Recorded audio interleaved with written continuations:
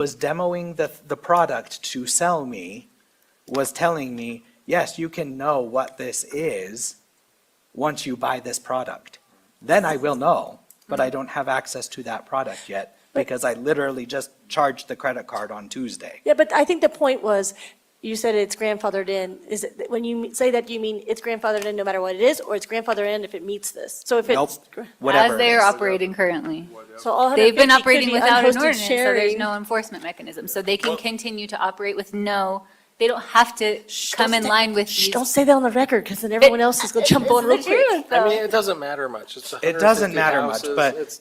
but right, I mean- I don't know. What doesn't matter much? The grandfathering of these houses, I think, is Well, but irrelevant I think to the us nature doing of what what we're doing kind of today. short-term rentals they are is relevant, because it speaks to what we ought to be regulating. Well, and it could matter, because if I had money and I was sitting here now, and I know the Olympics are coming in 34, boy, I'm buying me 2 streets.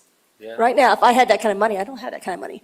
But we've just said it on public record, if you buy it now, it's grandfathered in, doesn't matter, so I'm running out. It was technically on public record in the city council too, so. So- You just gotta close before January.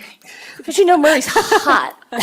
So- Probably in Sugar House Sorry, doing okay, that. Okay, let's keep yeah. going, because, yes. So, I don't even know where I was. Parking requirements, okay, we're done. So enforcement, each day of so if they're found to be operating without a permit or whatever, except for the ones that are non-conforming,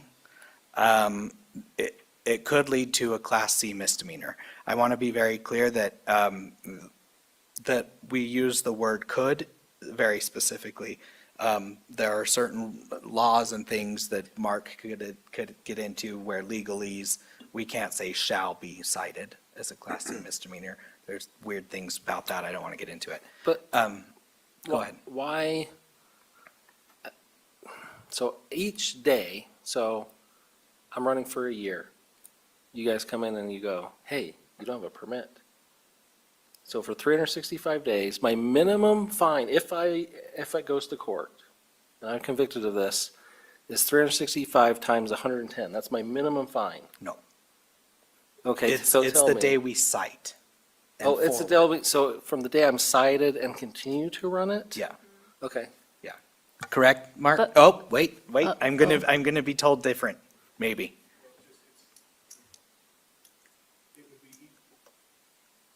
It would be each time you're cited, it could potentially have that fine. So it's potentially a violation for every day you continue to operate. But you have to actually have a citation to have a reason to go to court. So, So let me just ask my question. I rent out my basement, short-term rental, today. A year from now, the city finds out. I'm not going to be fined for 365 days? well, now we're into criminal procedure. You have to be able to establish a date and time for any No, specific I understand. I violation. put it on the thing, and you guys get it on your software, and you know that I've been running a short-term rental for 365 days. Yeah, but I don't have a permit. So I guess. I didn't fill out the paperwork. Would it apply in reverse? So, let me be clear too. What we haven't gotten to yet is what is being proposed today would only potentially apply to new applications, new going I forward. don't have an application. That's what I'm saying. I didn't fill out an application. Right, and I think we'll get to this as we go through the ordinance. There's a permitting process you're supposed to go through. I didn't do it, though. Okay, I didn't so do the if permitting we find out process. there's a violation, Yeah. and code enforcement goes and finds that, Yes. you can be issued a citation. For every day that I Every day did that not. every day that a prosecutor could prove with evidence that you were in violation. So what I'm saying is, if I ran for a year, because I posted it on Facebook, and they can prove it, I would be fined, if I'm convicted of this Class C misdemeanor, I would be $110 times 365 days. No, but you're- Minimum. No, I it starts understand at, I have to get a citation. so you can't go No. post backwards. You could stop on the day This you're is why I'm cited, right? asking This is why I'm asking the question. Is it from the day I'm cited and I continue to operate, or from the day that they can prove I was operating? From the day this goes into effect, there would have to be evidence to show that you were in violation. So we pass this tomorrow, city council passes it tomorrow. I run for a year without an application. A prosecutor has to have a witness that says they could testify, they stayed in your They can place. find that. I posted on Facebook, right? That's hearsay. I mean, we can get it. I mean, Okay, it's not as I'm just it's not saying, as easy as they you can want to, prove I that mean. I was doing it, If you had right? to find 365 people to do it, Murray's not going to do that. Because every day you rented it to a different person, right? No. Well, yeah, I did, but I ran it for a year. I had it booked the whole time. But I guess our point is you could stop. So yes, that would be ridiculous. If I find you $365,000, that'd be ridiculous. But if I hand you a fine and you stop, then I find you $100, get your business license, you're good. Well, I'm saying that as this reads and how I read it, if they think I've been running for 365 days and can prove it, then the minimum fine is $110 per day. We're putting it in code, right? So the minimum is that. Am I Well, incorrect in saying that? Let me clarify as well. So the fine is not listed in the code. It just says Class C misdemeanor. So, Okay. again, I So- don't want to get too, but there's a uniform bail schedule that recommends fines. Okay. It recommends for local ordinance Class C misdemeanors, a maximum fine could be, I think it's $12.50. A recommended fine is $110. A judge can do whatever he wants. Okay, so this dollar amount is based on that, not based on what we want to do. Right, this is Correct. based on the recommend, yes. So. So I probably could have saved us 5 In theory, minutes Mark, by what I just saying did is that. actually make it more complicated by I asking got the it, question okay. and put it in the slides. So Jake, All right, good evening. I call to order the Murray City Planning Commission meeting for Thursday, October 17th, 2024. It is 6:32 PM. Present this evening, we have Commissioners Ned Hacker, Pete Herstow, Michael Henry, Michael Richards, Jake Pearson, Lisa Malkiewicz, and I am Maren Patterson. I'm the chair. From staff, we have Zachary Smallwood, David Rogers, Ruth Rurock, and Mark Richardson is here with us also. We welcome the public. We are always grateful when you are here and participate in our meetings. Some etiquette items to review. We ask that you take a moment to silence your cell phones. And when the time comes to make a comment on an agenda item, we ask that you would come to the podium and speak into the microphone, which is recording. We also ask that you state your name and address for the minutes. Once the item that you are here for is over, you are welcome to leave. We just ask that you do so quietly so that we can continue with our remaining items on our agendas. If you are viewing this meeting online on the live stream, the only way to make a public comment is to email planningcommission@murray.utah.gov. If you post a comment on the Facebook or YouTube stream, it will not be seen. So we'll start with our business items. Approval of minutes, we had none, so we will move on to conflicts of interest. Do any of the commissioners have a conflict of interest with any of the agenda items tonight? No. No, neither do I.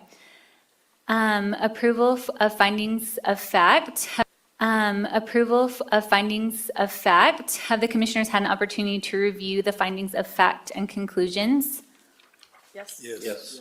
Okay, is there a motion? I'll entertain a motion. Chair, I'll make a motion that we approve the findings of facts for Vera Salon Suites. Is there a second? I'll second. All in favor, say aye. Aye. Any opposed? All right, moving on to our agenda item number 4. Thank you. So here we have an application for a conditional use permit for an indoor soccer field located at 4083 South, 420 West. So here, the proposed soccer field would occupy a 6,000 square foot building on a 2.9 acre lot, and the site is highlighted in blue on this map. And here is the zoning map to show that the subject property is zoned for MG or manufacturing general, and it's surrounded by other properties zoned for MG as well. And here are the site plan and floor plan provided by the applicant to show how the existing building will be utilized. It'll include artificial turf for the soccer field, 2 office spaces, and spectator seating. And so the subject property has a shared access point at 500 West, which is circled in red on the map. This access also leads into a private lane, and so as a condition of approval, the access at 500 West will be restricted. And the total number of parking stalls required is 23, And the applicant has provided the required number of stalls, but as a condition of approval, will need to restripe the parking lot. And per city code, we sent out 15 notices to the public for this proposal, and we have not received any comments. So based on our analysis, these are our findings, that the proposed use for an indoor soccer field is allowed in the MG zone, subject to conditional use permit approval. And with the conditions outlined in the staff report, the proposed use and property will comply with the standards of Murray City Land Use Ordinance. And finally, the proposed use is not contrary to the goals and objectives of the Murray City General Plan. And so with that, staff recommends that the Planning Commission approve a conditional use permit for this project at this property, subject to the following conditions. And I'm happy to take any questions if you have them. On your pictures on this thing have you shown the, can you go back to the overhead plot? Please. Is that the correct section of that building that's marked? Or is it the northwest section? Yes, that's the correct. Or is it the whole building? It's just that portion of the building. Okay, because that doesn't look like it complies to the address that's written down here. I'm sure it does. Okay, that, in one of the items that you gave us, I'm just trying to understand which part of the building they're going to be using. This handout that you gave us, that looks like that's marked as 4091 South. So I'm just trying to understand which part of the building is. No, it's split into four, and it's 40, that section highlighted is correct. Oh, I It's know 40. that, I know it's split into four, and at least on this one handout you gave us, that section of the building is listed as 4091 South. So I believe, can you show me what picture you're referencing? Okay, so yeah, that one was pulled from an old application. So as you can see, if you'll go forward one, I think please. you might have it oriented wrong too, because wouldn't it be like this? So this says 4020 West, Well, this actually is a very good picture. but you're like It's oriented this the other way. building that's Look, cut off look, right like here. this. Yeah, that's the building that's cut off right there would be 4083. What we did is, so this is what the applicant provided to us. We couldn't adequately count the parking spaces that were previously approved in the development. So what I did is I went through some historic documents and found the one that you now have in your packet. And that's what we based our parking counts off of and the condition to restripe the parking based on that site plan.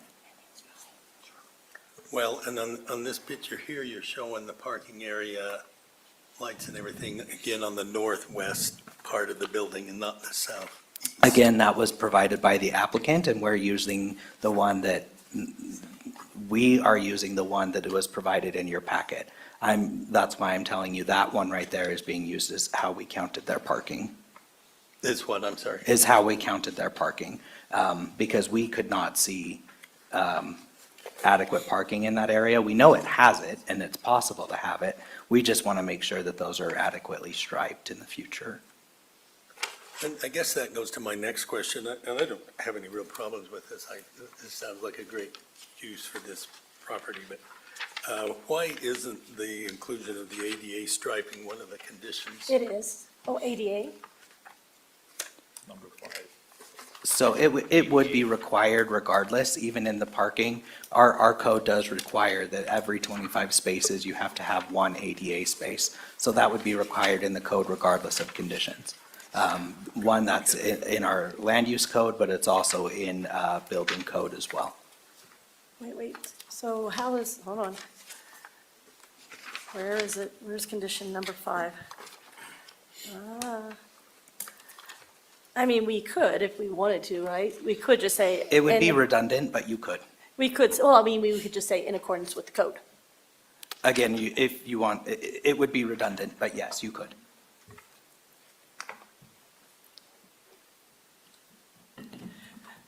Any other questions for staff? Okay. If we could have the applicant come forward to the microphone.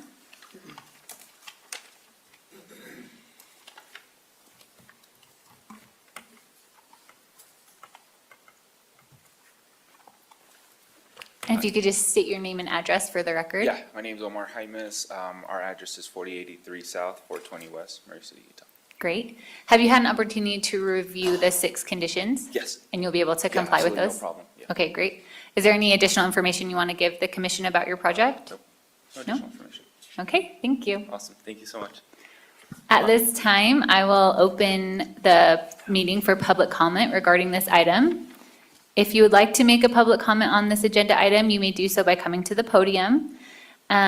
Please state your name and address into the microphone for the record before your comment and try to keep your thoughts to 3 minutes. We ask that you offer new information in your comments and please do not rehash already stated concerns. After the public comment portion of this meeting, we will address your questions and concerns with the applicant or staff. Is there anyone that would like to make a public comment regarding this agenda item?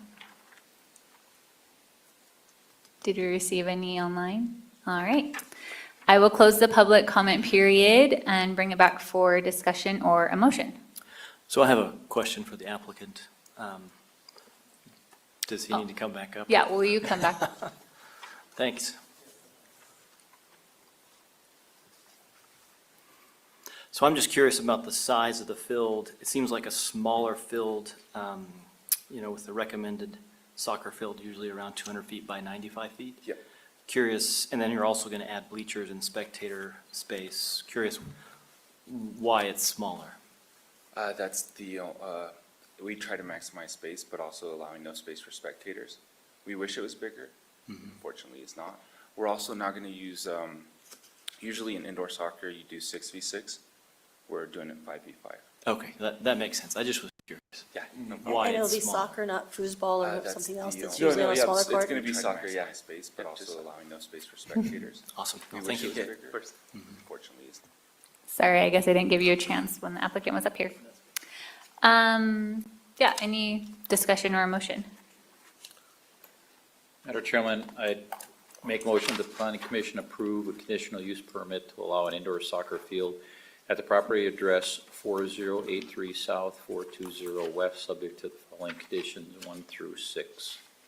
Is there a second on that motion? I'll second. Okay. I have a motion by Commissioner Hacker and a second by Commissioner Richards for the Planning Commission to approve a conditional use permit to allow an indoor soccer field at the property address 4083 South, 420 West, subject to the 6 conditions. Is there any discussion on that motion? No. We can take a vote. Sorry, I got lost in thought for a moment. Commissioner Milkovich, Yes. Commissioner Richards, Yes. Commissioner Henry, Yes. Commissioner Hacker, Yes. Commissioner Pearson, Yes. Commissioner Hurstow, Yes. and Chair Patterson. Yes. So motion approves. Good luck with your project. Thank you for being here. Okay, moving on. Agenda item number 5, Addison Vista subdivision amendment. Are the applicants, is the applicant here? Okay, great. We'll have a presentation by staff. Thank you, Commissioners. So this is a subdivision amendment for the Addison Vista subdivision regarding the properties at 818 West and 822 West Addison Vista Circle. This is an overview that kind of orients where this subdivision is off of 7th West and Bullion Street. This is the surrounding zoning. It is an R18 zone and is surrounded by R18 and A1, so everything around it is residential. The 2 lots are both under a 1/4 acre. So this is the current subdivision. We're looking at lots 5 and 6, and you can see how it's more of a straight line there on the north end of how those 2 lots connect. And the applicants are looking to adjust the property line. You can see I've just focused on those 2 northern lots and lots 5 and 6. And they will be adjusting it by approximately 278 square feet that will be moved from one lot to the other lot. 16 public notices were mailed in connection with this proposed subdivision amendment, and as of the date of this meeting, staff has not received any emails. Based on the analysis and review of the subdivision amendment, the subdivision of land is allowed by Utah State Code, and this proposed subdivision amendment will meet those requirements, and the proposed subdivision amendment complies with the regulations of Murray Code Title 16, the subdivision ordinance, and the applicable standards of Murray 17.100, which is the R18 zone. So with that, staff recommends the Planning Commission approve the proposed subdivision amendment for the Addison Vista subdivision following to the following conditions, and I'm happy to take any questions. I guess I have a question. I have the utmost confidence you've already done this, but so it's in the record, and because it's not in the written record for the public to read, we should just discuss it. With this adjustment, the lots both would meet the minimal lot sizes and all the setbacks required? That is correct. So if you look on the new subdivision amendment here, you can see that both lots are over the 8,000 square foot minimum for the R18 zone, and the change in the property line does not impact any of the setbacks. Both of the setbacks, the 8-foot wide and the 12-foot wide setbacks, are shown on the plat. Thanks. Any other questions? All right, if the applicants want to come forward.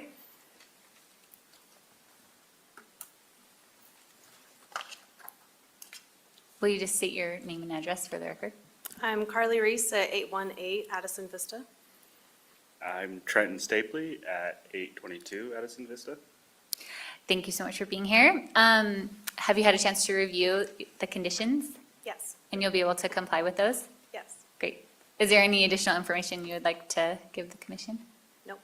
Okay, thank you so much. Are there any questions for the applicant before I send them back? Okay, thank you so much. Thank you. Okay, I will now open the meeting for public comment regarding this agenda item. If anyone would like to make a comment? Okay, seeing none, I will close the public comment period and bring back for discussion or a motion. Madam Chairman, I'll make another motion to approve the proposed subdivision amendment for Addison Vista subdivision, adjusting lots 5 and 6, which are the properties addressed 822 and 813 West Addison Vista Circle, subject to the following conditions as listed 1 through 3. Second. Okay.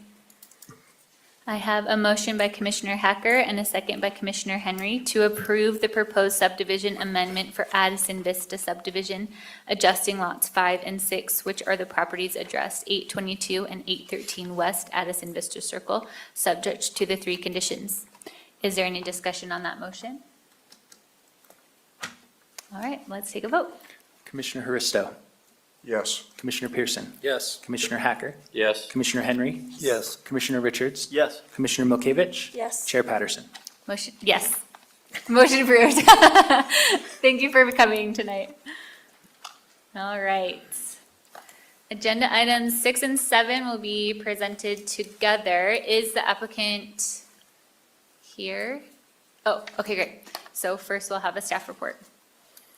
Thank you, Commissioners. So this is a zoning map and general plan amendment for the property located at 6231 South, 900 East. This is an aerial overview. The site is just over 1¼ acres, and it will be going from the R18 single-family zone to the GO general office zone.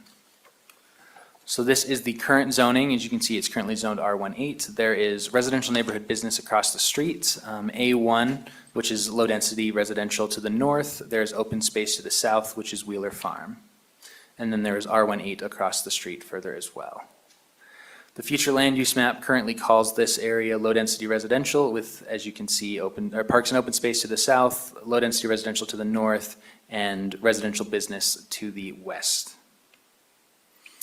So low-density residential is intended for residential uses in established and planned neighborhoods, as well as low-density residential on former agricultural land.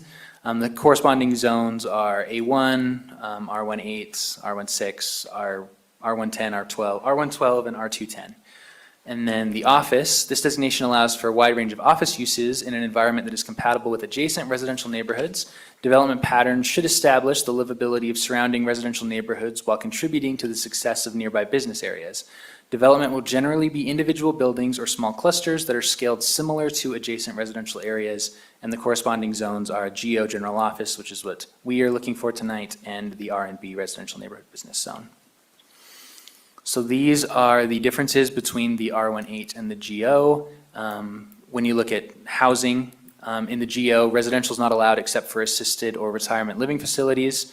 whereas that is the main function of the R18 zone. The height is actually a little bit shorter in the GO than the R18, depending on distance from residential, but since this parcel is basically surrounded by residential, that 30-foot requirement would be the maximum. The setback, 20 feet in the GO compared to 25 feet in the R18. Rear yard setback is none under certain conditions, but next to residential, it's 20 feet, whereas 25 feet in the R18. Side yard setbacks are 10 or 20 next to residential, whereas R18 is 8 with a total of 20. The corner yard setbacks are identical, and parking is between 4 and 5 spaces for every 1,000 square feet, compared to 2 spaces per lot for an R18. So the Murray City Code requires property owners be notified of rezones. And so 19 notices were sent for the requested amendments to the future land use map and zone map to all property owners within 300 feet of the subject property and to affected entities. And affected entities include things such as utilities and other cities. As of the date of the meeting, staff received 2 emails that were forwarded to the Planning Commission ahead of this meeting and are included in the record.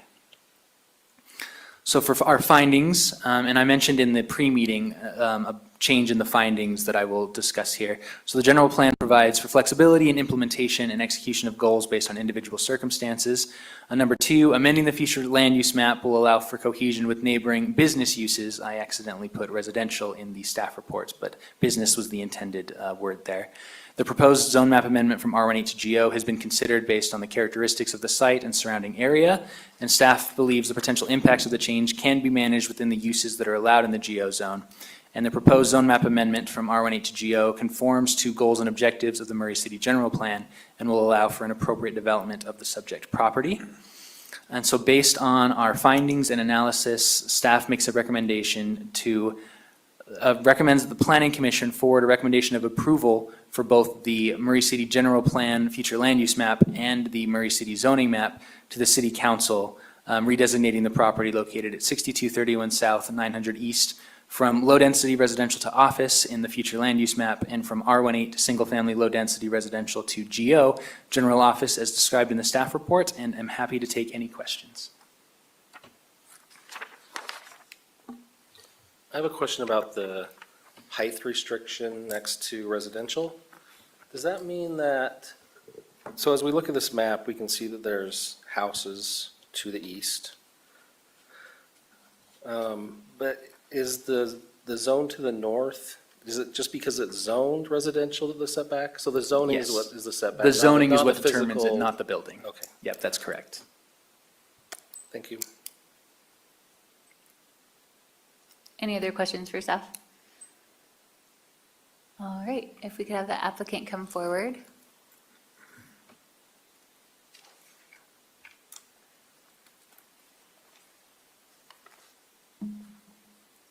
If you could just state your name and address for the record. My name is Jared Cameron. The address is actually 6271 South, 900 East. But Thank you, all the we'll maps correct show the that. same. Is there any information you'd like to give the commission about this application? I'll try to keep it somewhat short for everybody.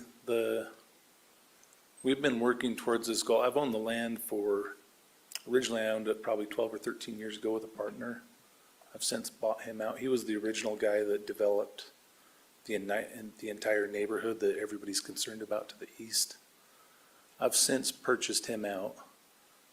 And over the years, we've had some different ideas. The original plan was 4 homes in there, and the neighbors didn't really want it. And then when I bought him out, I was planning on doing a single home in there and just splitting it in half, so 2/3 of an acre apiece on each side, and doing some small office building out front, and then keeping the other half for myself. And the neighbors also didn't want to have that either. So the short version, we don't have access to the private lane to the north. So the past 4 or 5 years, I've been working with the city. It's been kind of low priority, but I need to do something with it because at this point I just grow a lot of weeds on it, which nobody's happy about that. But we've worked with the city over the years to go with, the couple options we came up with were general office, R&B, the commercial neighborhood business, And we even spoke about R16 to do that in there as well. And I think general office would provide the cleanest solution for it without getting as messy, I guess. I think it'll add a lot of value. The 3 or 4 years ago plan was to, which is when because it was originally zoned agricultural, we changed it as a stepping stone process to R18, and I just did the whole thing all at that time. And the original plan back then, about 4 years ago, 4 or 5 years ago, when we changed the zoning originally from agricultural, was to put the furthest east part adjacent to the neighborhood. I was gonna keep 1/3 of an acre for myself and build my own home back there still. And then I drew up a full set of plans, and at the end of and then have a building of some form out front with a general office or one of the other zonings there that we spoke about. But at the end of the day, I drew up a full set of plans. I even had it turned into Murray City to approve it and everything. And at the end of the day, my wife nor I could swallow it to have a residential, being that we don't have access to the private lane, which is understood. We couldn't swallow it having, I have 4 kids, and it just didn't seem logical to have one single-family home tucked in there, which would have been great adjacent to Wheeler Farm. My folks actually live in that same neighborhood as all these others do. And it would have been great to have them live next to Grandma and Grandpa and all that great stuff. But to have one single home behind an office building of some form, it just didn't seem like the solution. And at the time, it was going into COVID, and we all got busy and had all the issues of getting a hold of anybody and everything else. So we kind of just tabled it for a couple of years and let it go. And now I'm back. But I've spoke with the city council multiple times. I think the general office solution is the best solution for the given situation, for the kind of a transitional area. Is it perfect? I would like to do other things probably if I had my own opinion. But at the end of the day, I think it's a great solution for the given situation. And what I'd like to do, I mean, I can come up with ideas all day, but without getting up to bat, I don't know if it matters.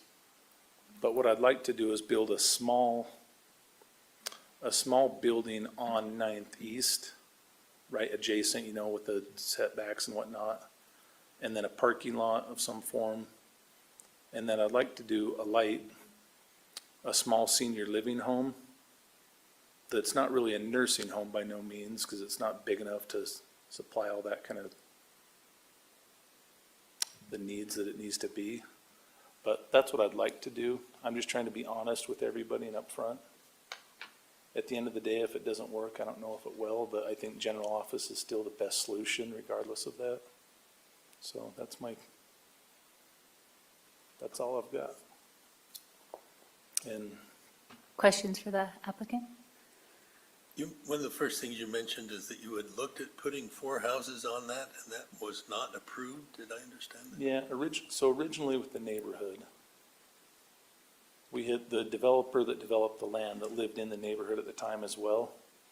We were gonna do 4 third-acre lots that access the private lane that is the same size of lot as all the other homes in the neighborhood, for the most part. And we thought that was a great solution, and in fairness to the situation, I was kind of letting him, the man's name is Terry Sider. I was kind of letting him take the lead because he lived in the neighborhood with all the people. So I kind of stayed out of the majority of regardless of that, the personal conversations or whatnot that come with it. But then the night before we went to this meeting, the planning meeting, we had a neighborhood meeting that I was involved in, and it was not a fun meeting. Nobody was happy about it, or at least I don't know if nobody was happy.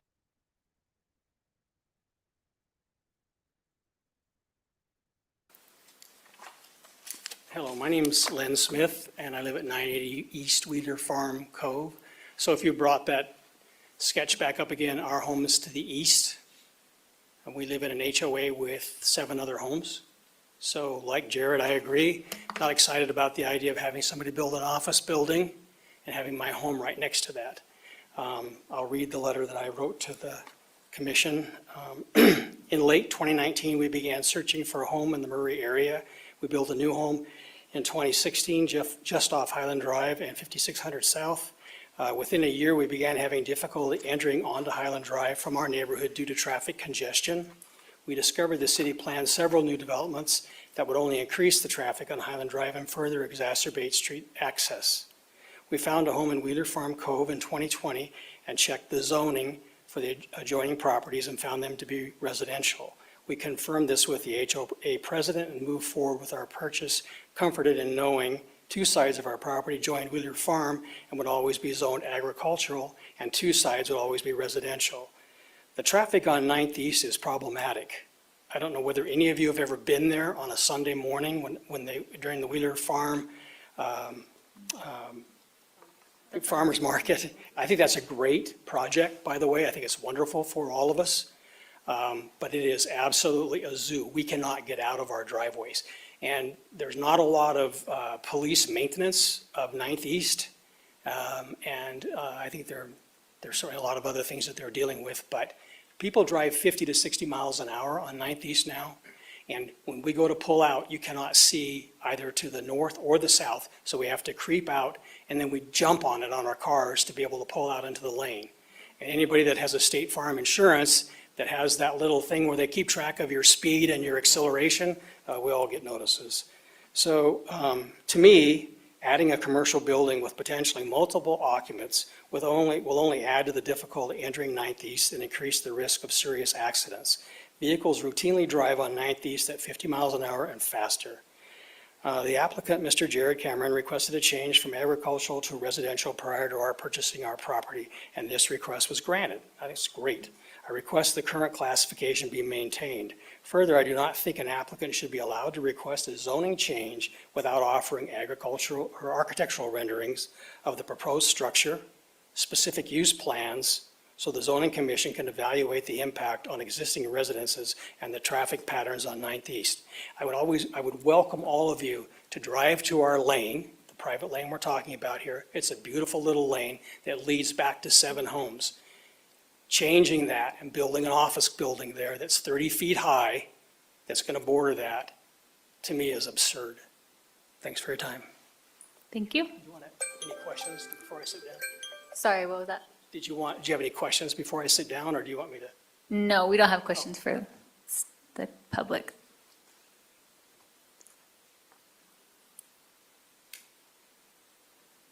Hi, I'm Joyce Swan. I too live on Wheeler Farm Cove. I'm actually representing Kevin and Becky Potts, who are also residents on Wheeler Farm Cove, and they are out of town. They didn't receive this notice prior to making their plans. So I will read the letter that they've We constructed. received a letter in our packet from them. Okay. Yeah. Am So I their okay? public comment has been made, but if you want to make a public comment for yourself. Is it the same letter? Yeah. Okay, okay. I don't know. Is that fair not to read it, I guess? Well, Okay. their public comment is part of the record that's been included in our packets. Like, we've all gotten it and read it already. So, Okay. Just a couple of comments. I agree with Len that it's so hard to come in and out of Wheeler Farm Cove now. I mean, it's just, you have to kind of plan your time of day. You don't want traffic at rush hour or at certain times of day for that reason. I agree to put any sort of commercial building on that would be wrong. The fact that he wants to put his home on there, that's fine with him. That was the plan in the beginning. And that we've denied him access to our lane. That is a private lane, and we all pay for that lane.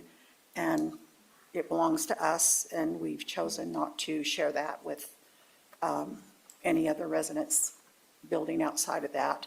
So I agree with the others that it should stay residential. So, Thank you. okay, that's all I've got.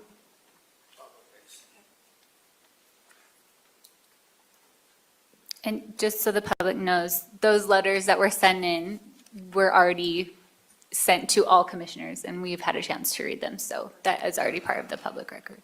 Well, my name's Russell Swan. I also live on Wheeler Farm Cove in Murray, been a Murray resident all my life. And I have some different questions. I come up with the same thing. It shouldn't be there. It's wrong. You should keep it in the development where it is on the same zoning. Have you guys looked at how narrow that lot is? Have you seen the narrowness of it?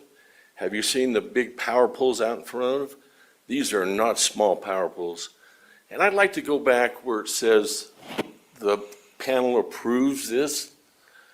I thought this meeting was to find out if it was going to be approved or not. So you guys have already made your mind up that it will be approved?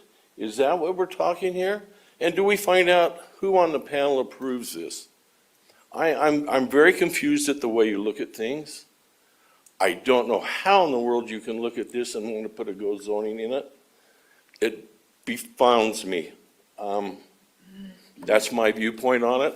I hope you can look at it, make proper sense of this decision, and do the right thing, and keep the zoning the same.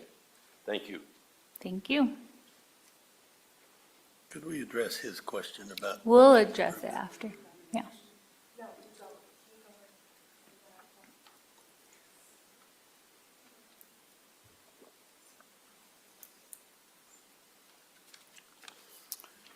My name is Carl Lind. I live immediately adjacent to this property to the north on a 10-acre piece of ground that was my grandfather's and father's and is still agricultural ground. It appears to me that this is kind of like asking for zoning along Walker Lane to commercial property. For this reason, the Skaggs homes are immediately north of, or east of this property across Little Cottonwood Creek.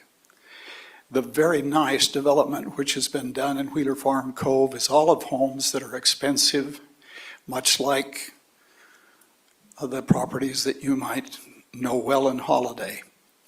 The 10 acres which we own, currently I'm a man of 87 years of age, unlikely to build on it or do anything to it, but in the future I would think that you have a resource there for some magnificent homes along a creek that will definitely be detracted from if you zone commercial property immediately on the immediate south and along 9th East.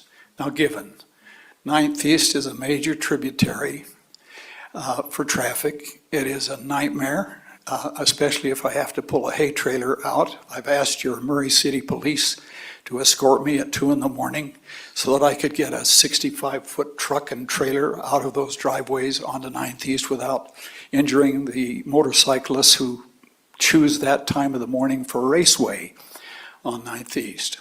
I have a proposal. I received in the last week this billing from you, which is if I recall, it's a stormwater creative billing that I got shortly after Murray City was incorporated.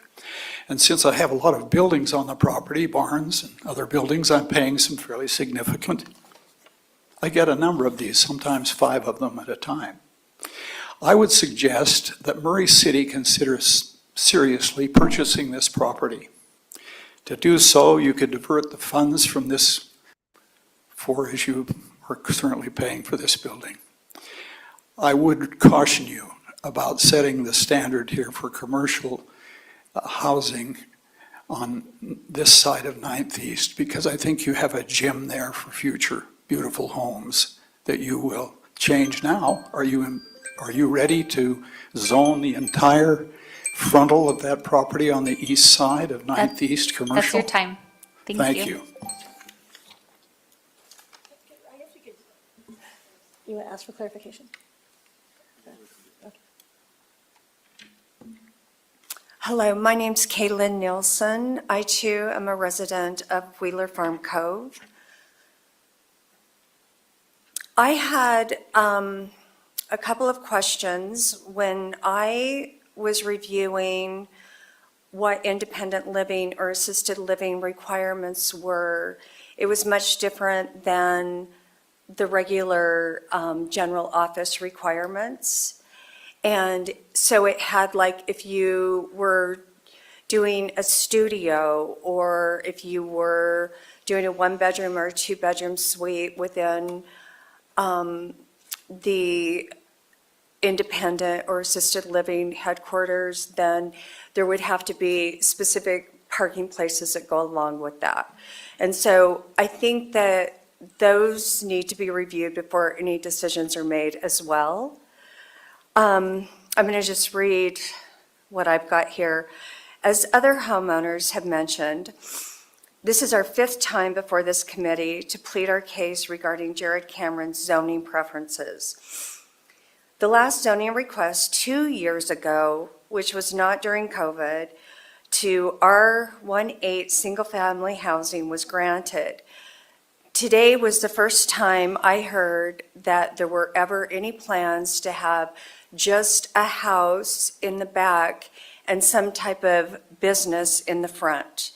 It was always zoned 2 years ago for 2 homes on a flag lot. We finally thought Mr. Cameron would be moving forward with it to decline Mr. Cameron's request until at the bare minimum he comes to this body with an actual plan with thought and research as to how it can be done safely before any zoning changes occur. Thank you. Thank you.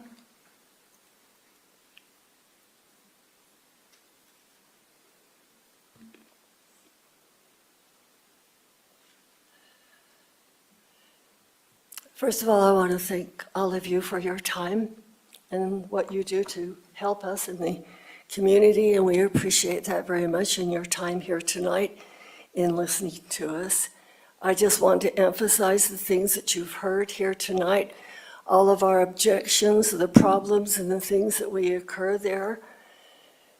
If Mr. Cameron is permitted to put up his office building or whatever structure he intends to do, it will destroy our lane. The only way that you can relate to that is if you're willing to come and take a little stroll down that beautiful lane that is unique and beautiful and charming and one of a kind. You will never see anything like that anywhere. When my husband and I were first looking for a place to build a lot, we were first introduced to the lane, and from that moment on, it was a get-go. We decided that this was the place. The lane, the charm, the beauty of it, it is a one-of-a-kind. And for us to see anything destroy that, and it will literally destroy the beauty of that beautiful lane. Thank you. Thank you.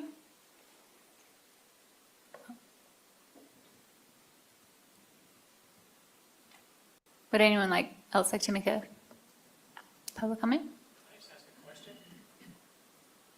Yeah. Procedural question, that's all it is. So the applicants have unlimited time, but the people that have comments have 3 minutes? Yes.